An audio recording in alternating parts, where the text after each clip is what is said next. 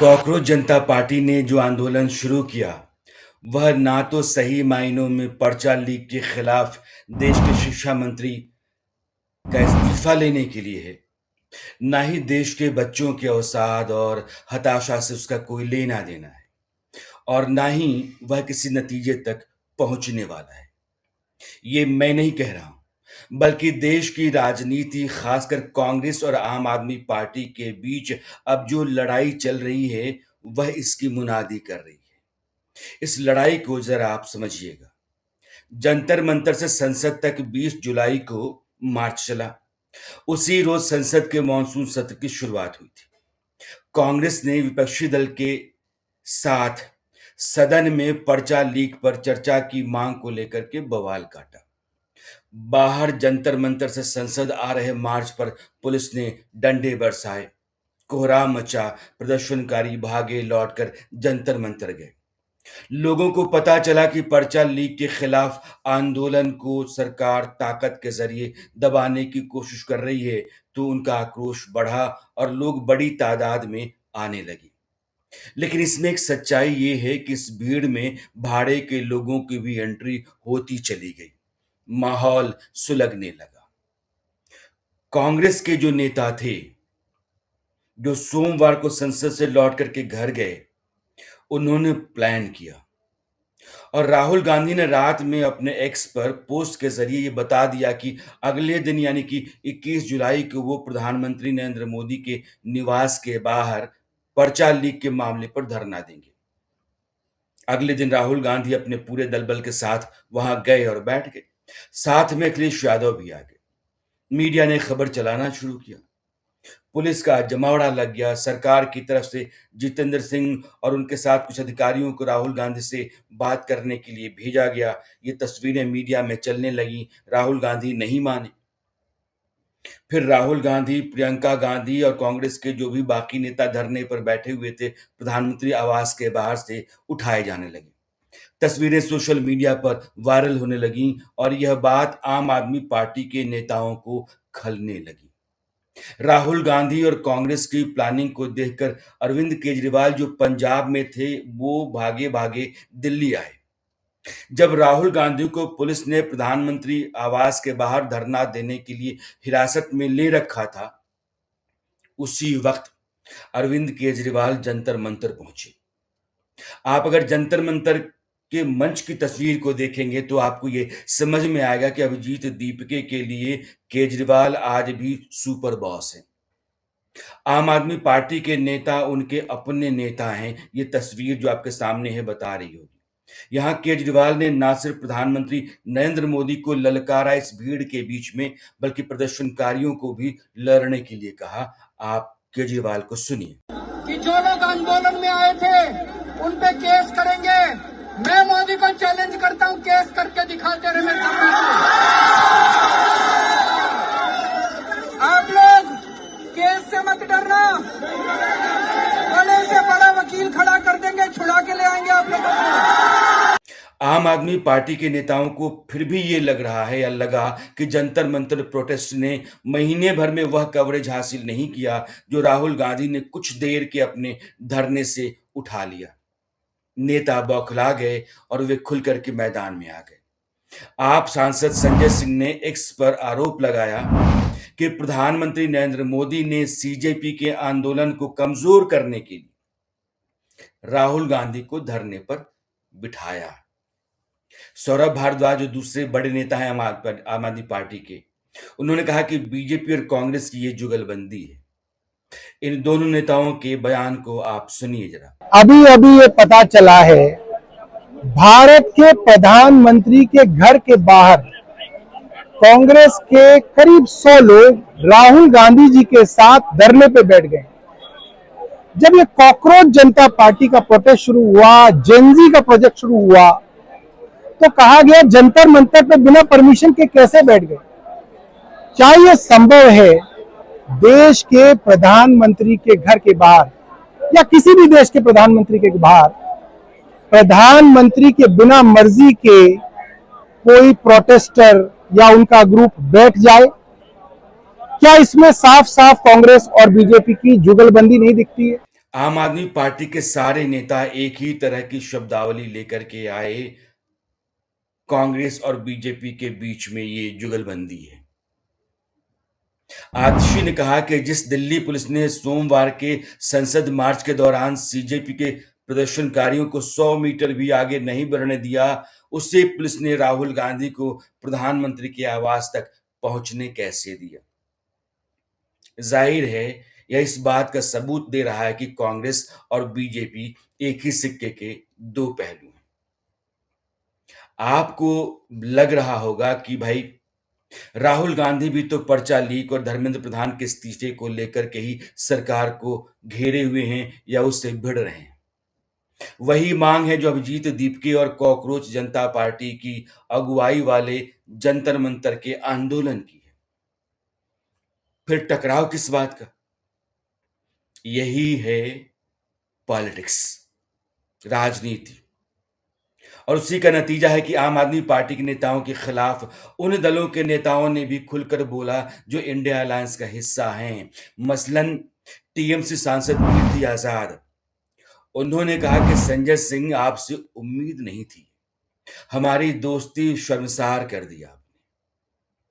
आतिशी का जो पोस्ट था, उस पोस्ट के खिलाफ कांग्रेस के एक पूर्व नेता हैं संजय झा।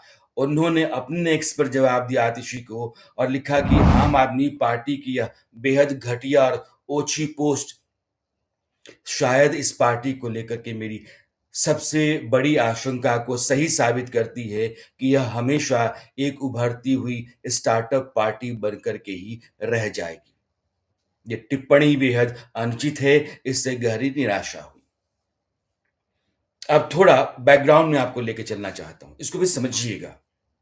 अभिजीत दीपके जो कॉकरोच जनता पार्टी के संस्थापक हैं, वे आम आदमी पार्टी के सोशल मीडिया के पूर्व रणनीतिकार रहे हैं। आज भी उनकी पार्टी को आम आदमी पार्टी का खुला समर्थन है या आम आदमी पार्टी के साथ वो अपने घर जैसा महसूस करते हैं।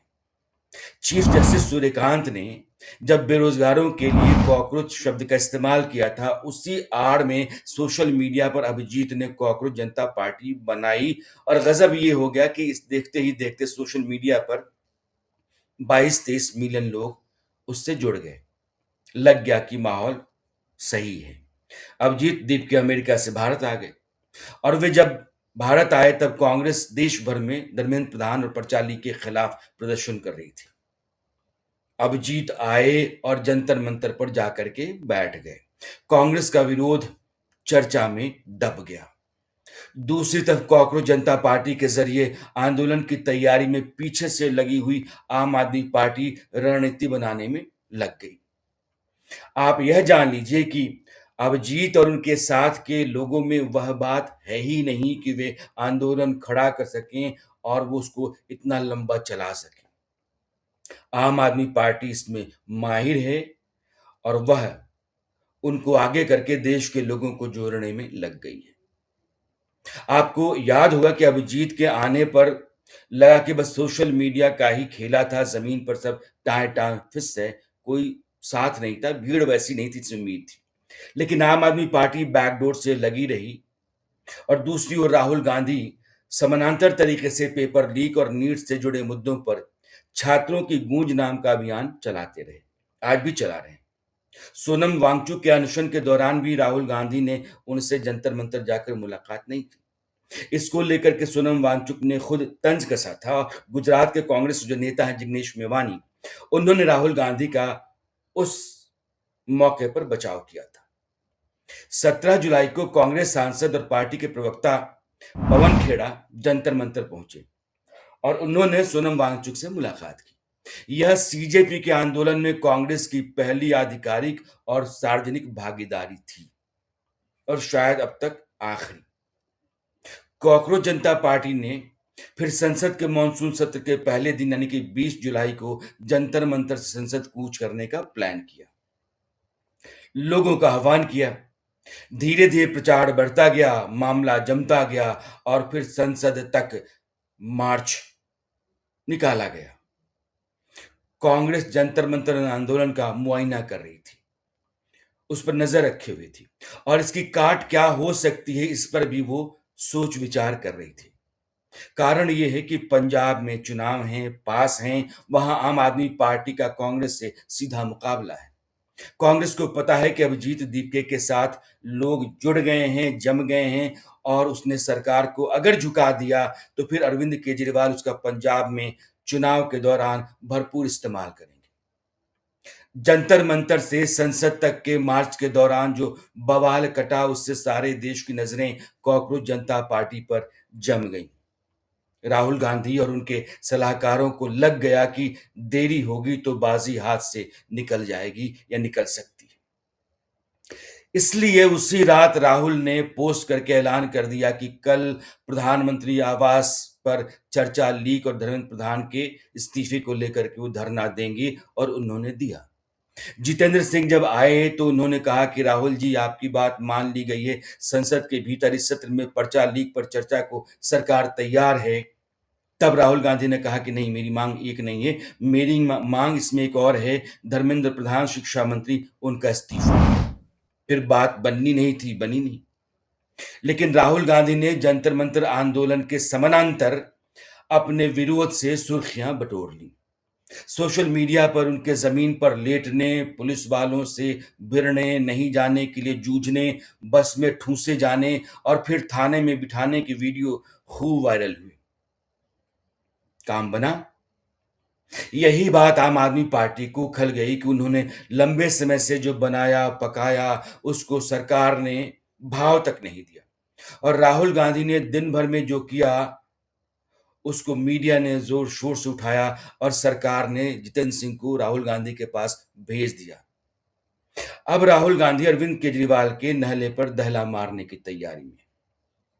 9 अगस्त जो आ रहा है, दिल्ली में बहुत बड़ा छात्र सम्मेलन राहुल गांधी बुला रहे हैं जिसको वो संबोधित करने जा रहे हैं और आम आदमी पार्टी जो कॉकरोच जनता पार्टी के को आगे करके चल रही है, उसके अलावा बहुत सारे ऐसे संगठन पार्टियों के लोग हैं जो इस भीड़ के भीतर घुसे हुए हैं, नॉन सोशल एलिमेंट भी आप कह सकते हैं, और उनके चलते छात्रों का असंतोष, आक्रोश, यह सब बेकार जा रहा है। देश भर के लड़के लड़कियां घर से निकलकर अपने भविष्य के लिए जिस तरीके से आए हुए हैं उनके साथ धोखा हो रहा है। जो जनसैलाब आपको दिल्ली में दिख रहा है वह ऑर्गेनिक है। ऑर्गेनिक लोग स्वतःस्फूर्त तरीके से आए हुए हैं। उनको लग रहा है कि उनकी मांग की अनदेखी हो रही है, सरकार नहीं सुन रही है। लेकिन अब जो होने वाला है वो एक खेल है और वह खेल लगातार अंदर खाने चल रहा है। माहौल, हालात बिगाड़ने, तनाव बढ़ाने और पूरे आंदोलन को बदनाम करने के लिए कई ताकतें लगा दी गई हैं। इसमें किसी को राहत अगर मिल सकेगी तो वह सरकार जो चाहती भी है कि जिस मुसीबत से वो घिरी हुई है उसको सांस आए, यह दबाव भटके, भरमे और वह राहत महसूस करे। वैसे आंदोलन अब भी जारी है और खेल भी। सवाल ये है कि आगे निकलेगा कौन, बाजी किसके हाथ लगेगी। लेकिन हर भारत का नागरिक ये चाहता है कि देश में जो लाखों बच्चे हैं पर्चा लीक से परेशान हैं, अपनी प्रतिभा को बार बार दरकिरार किए जाने और अवसाद तक की स्थिति में जाने के लिए वो अभिशप्त हैं, उससे बाहर निकलें। धर्मेंद्र प्रधान इस्तीफा दें, शिक्षा व्यवस्था बेहतर हो, इम्तिहान देने का माहौल साफ सुथरा हो और चाक चौबंद व्यवस्था की जाए, और यह बहुत जरूरी है। तो यह जो आंदोलन जनसैलाब है, सरकार के ऊपर दबाव है, ये लोगों का है और लोगों की इस बात को सरकार को मान लेना चाहिए। लेकिन पंजाब के चुनाव और बाकी कुछ राजनीतिक मतलबों के लिए अंदर खाने जो खेल चल रहा है, जिस तरीके से उसमें कई तरह के नॉन सोशल एलिमेंट्स या मतलब के लोगों को घुसेड़ा गया है, उसके चलते आप यह सब बवाल और बखेड़ा देख रहे हैं और इस बात की आशंका पैदा करता है कि यह जो बना बनाया माहौल लोगों का है वो यही लोग बिगाड़ देंगे। बेहतर यह है कि सरकार लोगों के मन की सुने और जो मांग है उसके मुताबिक जरूरी और वाजिब फैसला करे। इस वीडियो में इतना ही। मेरी मुलाकात आपसे अगले वीडियो में होती है, लेकिन जाने से पहले मेरा निवेदन है कि आप इस चैनल को सब्सक्राइब कीजिए। वीडियो अगर आप पसंद करते हैं तो शेयर कीजिए, लाइक कीजिए और अगर आपकी कोई राय है तो कमेंट बॉक्स में दर्ज जरूर कीजिए। नमस्कार।